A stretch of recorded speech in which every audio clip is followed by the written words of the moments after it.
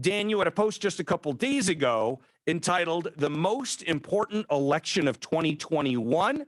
Where is that election? Because it's where you are now, right?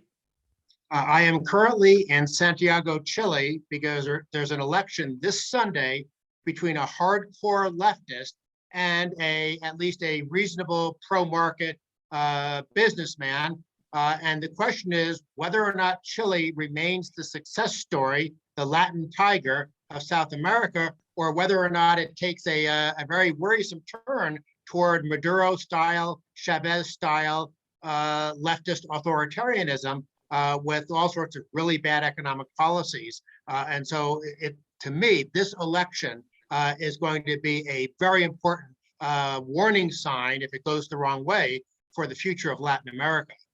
Why should Americans care? Well, they should care because we should all care about our fellow human beings. And Chile is now by far the richest country in Latin America. And if we want other people to enjoy prosperity just out of the goodness of our hearts, we should support that. Now, we could also look at it from a self-interested perspective. Having another Maduro-style bankrupt socialist economy in South America certainly can't be good, especially in a world where China and Russia, especially China, have somewhat expansionary aims and are trying to make more friends, or at least buy more friends in our neck of the woods. So yes, I think it helps to have Chile be a free and prosperous country, mostly because it's a success story. It's a good example.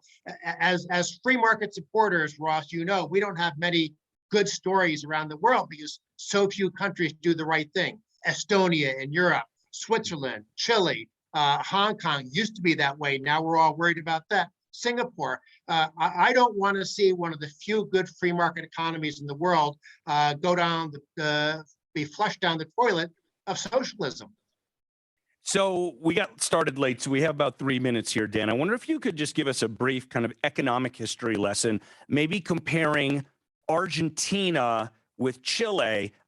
I think a lot of people, but maybe not everybody, knows that around 100 years ago, Argentina was, on a per capita basis, I think it was richer than the United States. It was around the same level as the United States, and one of the richest countries in the world per capita. So what's happened to them since then and why, versus what's happened to Chile since then and why? As recently as the end of World War II, Argentina was one of the 10 richest countries in the world. Unfortunately, they then got Peronism, the Peronistas, whatever you want to call them. You had a terrible period of right-wing statism because Peron wasn't a leftist in like a Bernie Sanders sense, but he was a very big government, very interventionist, very protectionist, and he ruined Argentina's economy, and it's never recovered. So Argentina has gone downhill in these global rankings of economic prosperity, whereas Chile, after really going into the toilet with Salvador Allende in the 1970s, there was then a military coup. That's, of course, never a good thing.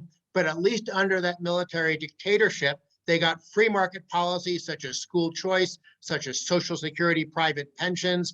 And then, of course, that military regime gave way peacefully to a democratic governance. And Chile, for the last 30, 40 years, has been a great success story. But boy, if they elect this guy, Gabriel Boric, he's the Bernie Sanders of Chile, and there's a very big danger that he'll turn the country, at least in the direction of Argentina, and maybe even the direction of Venezuela.